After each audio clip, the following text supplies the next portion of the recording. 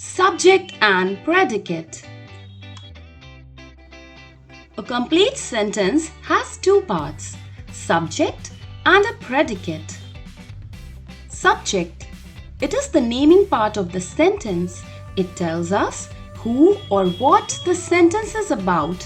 It is generally a noun or a pronoun. So in a sentence, whatever action is taking place, the subject is the doer of that action. The predicate. Predicate is the telling part of the sentence. It tells us what the subject does or is doing. It is usually a verb or the action done by the subject. Now let us see a few examples to understand and differentiate between the subject and the predicate. Rebecca is washing the car. In this sentence, to determine the subject and the predicate, let's first understand who about the sentence is. This sentence is about Rebecca, and Rebecca is carrying out the action or the verb that is washing the car.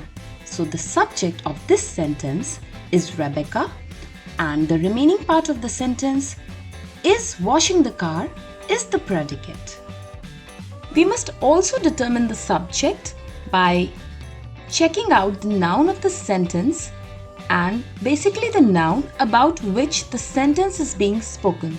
So here Rebecca is a noun and the sentence is also about Rebecca. So the subject of the sentence is Rebecca.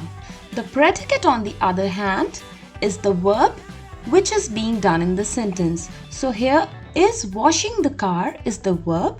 So it consists of the predicate. The subject can be a singular or a plural noun. Let's see an example. The children are playing in the park. In this sentence, who are playing in the park? The children. So the subject is the children. And the verb of the sentence is playing. So are playing in the park is the predicate. The subject can be a proper as well as a common noun. My family is watching a movie. Here we are talking about my family. So the subject is my family. And the verb being done by my family is watching a movie. So the predicate is watching a movie. The subject can also consist of more than one nouns. For example, a man and his wife were working in their garden. So in this sentence, who were working in their garden? The man and his wife. So here we have two nouns as the subject, and were working in the garden, that is the action or the verb, is the predicate of the sentence. Any words that are related to the subject or the doer of the action in the sentence, which can be adjectives, are also the part of the subject. For example, the little girl picked up her doll. Here the word little is an adjective and it is used to describe the girl. And in this sentence we are talking about the girl, the little girl. So the complete subject would be the little girl, consisting of the adjective and the noun. And the remaining part of the sentence, picked up her doll, would be the predicate.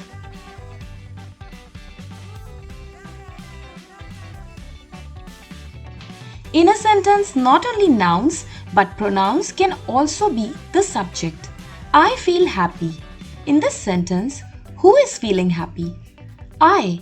I is a pronoun and it is the subject. The remaining part, feel happy, where feel is a verb, is the predicate of the sentence.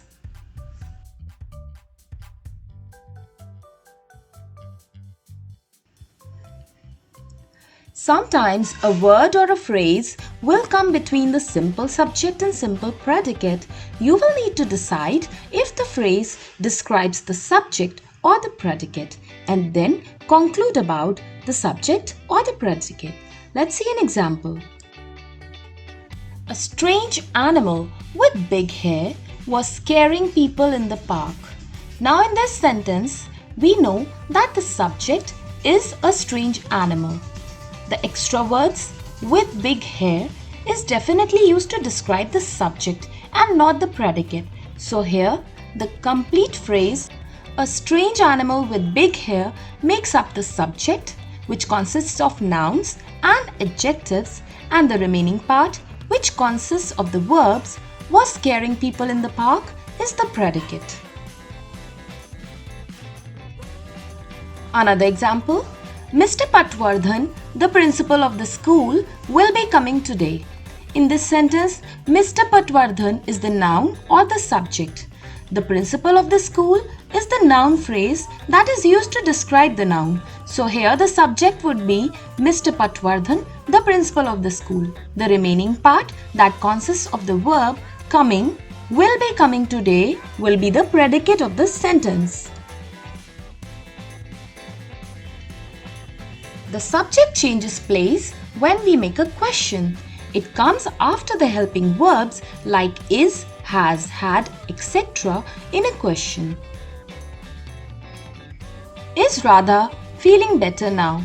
In this sentence, Radha is the subject and the helping verb that comes before Radha, that is also a part of the subject. So helping verb plus noun makes up for the subject. The remaining part, feeling better now, which consists of the verb, makes up for the predicate. The word now is an adverb which is used to describe the verb feeling. So now shall be a part of the predicate. The subject can also come in between of a sentence when the sentence starts with a verb, an adverb or an adverb prepositional phrase. Such sentences are known as inverted sentences. For example, the sentence can start with rarely, hardly, during the holidays or in the winter. Let's see a few examples. During the storm, the electricity went out. Here, what went out during the storm? The electricity. So the electricity is the noun and the subject, but it comes in between of the sentence. So the initial adverb phrase during the storm, which is used to describe the verb went out, is used in the beginning of the sentence. So that will also form the part of the predicate. And went out, which is the verb, is also the predicate of the sentence. Dancing is what makes me happy. Now, this is a very complex sentence. First, let us understand the main verb of the sentence. We are talking about something makes me happy. So, makes is the main verb of the sentence. And who is getting happy? Me. So, me, which is a pronoun, that is the subject of the sentence. Now, dancing is what is a verb phrase that is used in the beginning of the sentence, but it is describing the main verb of the sentence, which is makes me happy. What makes me happy? Dancing makes me happy. So, dancing is what is the part predicate, me is the subject, and makes me happy is the main verb or the predicate. Now that brings us to the end of this video, but not to the end of the topic of subject and predicate. There is a lot more to learn in English, always. Hope that gives you a quick insight about the subject and the predicate. And for any questions and queries, you can always leave a comment below in the comment section. Don't forget to give this video a thumbs up and also subscribe to this channel for more such updates. Thank you so much for watching. Always stay tuned to Milk Tea TV. I'll see you next time. Bye-bye.